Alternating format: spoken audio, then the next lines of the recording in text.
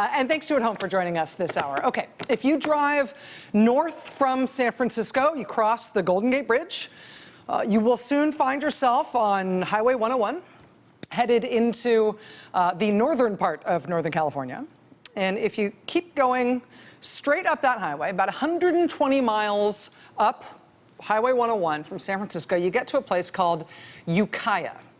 And 33 years ago, in July 1984, on Highway 101, just outside Ukiah, California, there was an armored truck that was traveling up that highway in broad daylight, and the truck got ambushed.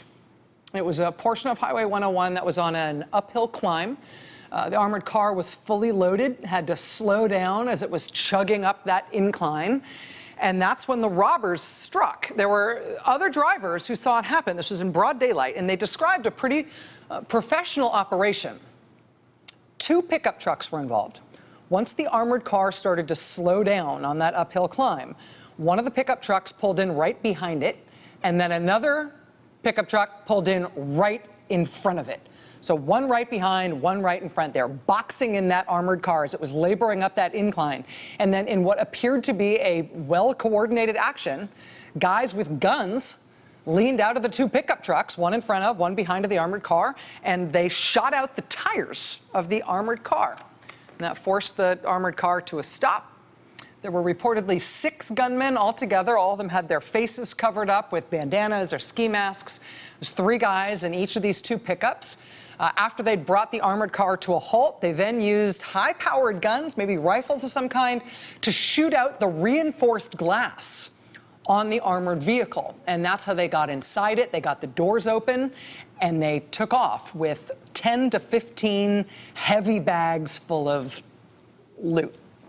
It was all witnessed by other people on the highway, broad daylight. They drove away up 101 in these 2 pickup trucks. They dumped them somewhere nearby, and then they got into a different vehicle, and they sped off. It was fast. It was professional. It was a very heavily armed operation. And it turns out they got a huge haul from that one armored car heist. $3.6 million in cash from that one armored car. And some of the money disappeared, was never accounted for again. But when the government filed its indictment the following year against the gang that had pulled off that heist on Highway 101 in Northern California, the government, in its filing, said that they had been able to trace some of the cash that was stolen from that armored car in Ukiah. And the list of where that money went changed everything. $300,000 went to a particularly virulent and violent chapter of the Ku Klux Klan in North Carolina. Another aggressively organizing Klan leader in California got $250,000. The National Alliance, a Nazi group based in Washington, D.C., they got $50,000. The Aryan Nations up in northern Idaho, they got $40,000. That one heist, that Ukiah armored car heist, it wasn't just a huge multi-million-dollar robbery. It was also supposed to fund the start of the next civil war in the United States of America. The guys who robbed that armored car on Highway 101 back in 1984, they were part of a neo-Nazi gang that called itself the Order. And the Order is best remembered now for having assassinated this man, a Jewish talk radio host in Denver in 1984, a man named Alan Berg. But most of the crimes committed by the Order weren't just straight murder and assassination, which we remember them for now. Most of their crimes were about money. When they robbed armored cars and they robbed video stores and they robbed banks, all of these robberies that they committed, all up and down the West Coast, they were all designed to collect cash, to arm and fund a violent movement that was going to wage a race war in America. A race war that would ultimately create a whites-only homeland in the United States. And these guys in this gang, the Order, they weren't the only people who had that idea at the time. A year after the Order was indicted and that whole gang went on trial, it was a married couple in Wyoming. A married couple stormed this elementary school in Cookeville, Wyoming, and the couple took hostages. They had guns and bombs. They took 150 kids and teachers hostage at that elementary school. They held them all hostage for 2.5 hours. They had a ransom demand In exchange for the lives of all of those kids and teachers, the couple demanded a multi-million-dollar ransom that they said they would use to finance a white supremacist revolution for a new white separatist homeland in America. In addition to their guns, that couple who took all those kids and teachers hostage, they brought in bombs, as I said, but they were homemade gasoline bombs. Ultimately, a bunch of the kids who they took hostage ended up getting burned. But the only people who died that day were the two hostage takers. Throughout the 1980s into the 1990s, there were regular national white supremacist meetings. They called them the annual Aryan Nations Congresses up in northern Idaho. They held a big piece of land up there until things started to fall apart for them, the Aryan Nations, in 1998. A bunch of Aryan Nations security guards were out patrolling while drunk one night. They ended up beating up and shooting at a Native American mom and her son who'd had the misfortune to pass by while the drunk Nazi guards were out patrolling the perimeter of that Aryan Nations land. Ultimately, a lawsuit was brought on behalf of the woman and her son by the Southern Poverty Law Center, and in that legal strategy, they basically came up with a way to bankrupt the Nazis into losing that land up in northern Idaho. The Nazis were forced to vacate, and then the town's fire department got both great practice and great satisfaction out of systematically burning down all the Nazis' buildings one by one after they'd been evicted via bankruptcy. The United States of America, the modern United States of America, has a stubborn problem with neo-Nazism and overt, violent white supremacy. It always seems amazing every time it surfaces, but we have always had it. And over time, they go through various ridiculous and self-important names and iterations and patterns of symbolic behavior, right? But over time, it's all the same basic idea, and at its core, it's always violent.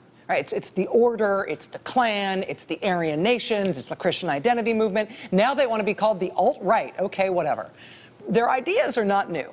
Their violence is not new. As a country, we have weathered extreme incidents of their violence, even just in the modern era. The Oklahoma City bombing in 1995 killed 168 people, including dozens of kids, brought down a federal building.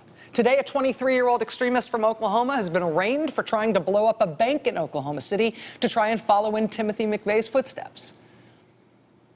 In 2012, a neo-Nazi covered in swastika tattoos who played in a bunch of white power bands, he stormed into a Sikh temple in Oak Creek, Wisconsin. He shot and killed 6 people in the temple, he shot and wounded 4 others.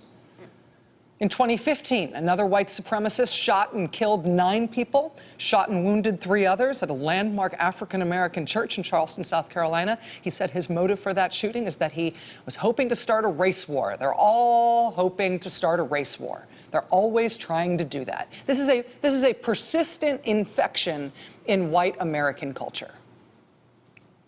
And it can be quite fatal. And what I've learned over the course of my 44 years is that this infection in modern American white culture doesn't get better over time. And apparently it never goes away. We are having a particularly bad outbreak of it right now, this year. February, Olathe, Kansas, 2 Indian engineers shot in a bar by a guy who was screaming racial and religious slurs at them. One of the engineers was killed, the other one was wounded, as was a bystander who tried to save them. That was February. Then in March, Midtown Manhattan, a 66-year-old African-American man, literally minding his own business, walking down the street, attacked and stabbed to death at random by a white man with a sword who drove to New York City from Maryland specifically because that's where he thought he could get the most media attention for his plot to kill random black men on the street. That was March. In May, Portland, Oregon, 2 girls on a commuter train subjected to a torrent of racial and religious abuse by a guy who is screaming at them and threatening them. Passers-by intervene on behalf of the girls. 2 of them get killed. 1 of them is seriously wounded. That happened the same week that this young man, a student at Bowie State University, was stabbed and killed 3 days before he was due to graduate, and just after he had been commissioned as a 2nd lieutenant in the United States Army. The young white student who killed him was a member of hardcore right-wing online groups. That was in May. And now this weekend, Charlottesville, Virginia, A torch-lit neo-Nazi white supremacist march and rally is followed the next morning by a young man who's described as a Nazi sympathizer driving his car at speed into a crowd of counter-protesters, killing one and injuring 19 others. We are experiencing something right now that is not new, but we are having a particularly bad outbreak of it this year. And even if you are cognizant and aware of the long history of this stuff that we've got to contend with as a country, with this problem in American culture and politics, there are, I think, two things that are going on right now in this particular outbreak we are having of violent white supremacism. I think there are two things, despite that long history, being cognizant of that long history and that violent past that we've got, I think we've got two things going on right now that are unusual, that are unprecedented. And that just means it's hard to predict what's going to happen next. Even with all the understanding that we have of how this has proceeded in the past, there are two things about what's going on right now that are different that I think make it hard to understand where this is going this time. One of the things that's different is very practical, and one of them is political. The practical difference is, it's a very, very granular thing, but it may end up being very important. It's the public identifiability of the participants here. You know, robbing a Brinks truck on Highway 101 in California in 1984, those guys wore ski masks, or they wore bandanas over their faces. You know, going to the Aryan Nations Congress in the early 90s up in Hayden Lake in Idaho, that was so far off the grid, those guys felt safe making their homeland up there because, in part, nobody could find them. Even in white power culture and white power music and gangs, there's always been an element of covert organizing, right? That's what the hoods are all about. But when these guys all turned up at the University of Virginia on Friday night, yes, it was the Venn diagram overlap between stupid and threatening, that they're all standing there in torchlight, right? They're all standing there holding hardware store tiki torches while yelling their Nazi slogans. But however you felt about that emotionally, seeing it, those torches also made for some really good lighting in terms of seeing what those guys all look like. And there was, honestly, with cell phone technology now and the way that we cover our social interactions as humans, there was at least one camera there for every single human being who was on site yelling Nazi slogans and carrying a torch. And because of all those recognizable faces, there has been this interesting sidebar of news all day long today where these neo-Nazis and white supremacists and white separatists who showed up on tape and in pictures being at that rally on Virginia on Friday night, there's been this interesting sidebar in the news all day where you see them all losing their jobs today, or being denounced by their families, or having to explain to their college campuses who they really are and what they really think and what they were doing there. That's a very practical, somewhat small, granular thing, but that will become an ongoing wild card for this movement and for this ongoing violent scourge in the United States that we've faced for so long. Every single person who showed up at that torchlit rally on Friday night will forever be identifiable as a person who went to the rally. It's going to end up being important that they all showed their faces. They were all very well lit.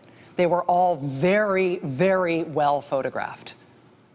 Anybody who was just, flirting with white supremacy, because it's the hot new thing in conservative politics in the Trump era, anybody who was just there on a whim, who's finding themselves and wondering if maybe they're a Nazi, they will find for the rest of their life that they are identified as a neo-Nazi or a white supremacist for having been at that event. None of them will ever be able to change that.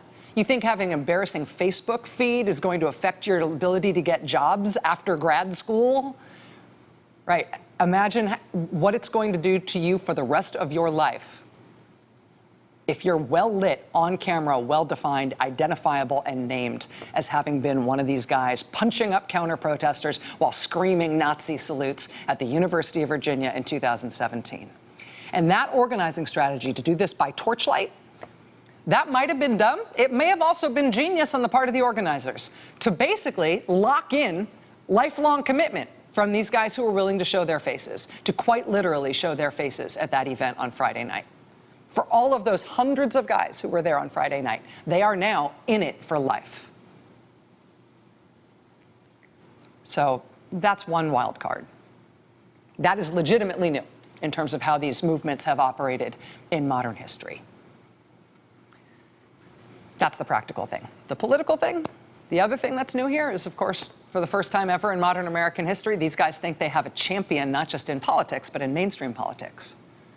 I mean, yeah, you know, David Duke ran for governor in Louisiana, and there have always been a House member here or there who was willing to associate him or herself with the militia movement or otherwise flirt with the extremes, right? But we have never before had the persistent neo-Nazi and white separatist violent right in this country associate themselves so openly and so lovingly with a serving president.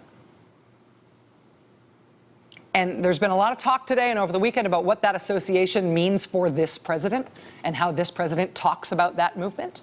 But I think it's also worth looking at what that means, what that connection to a presidency means for these neo-Nazis, what it means for this thing we can't get rid of, for this persistent source of violence and extremism and terrorism in American culture. We've seen that subculture wreak havoc in various ways, by various criminal means, every decade we have existed as a country. We have never seen one allied with a sitting U.S. president. What does that mean about where that movement goes from here? That's ahead tonight. Stay with us. Hey there, I'm Chris Hayes from MSNBC. Thanks for watching MSNBC on YouTube. If you want to keep up to date with the videos we're putting out, you can click subscribe just below me or click over on this list to see lots of other great videos.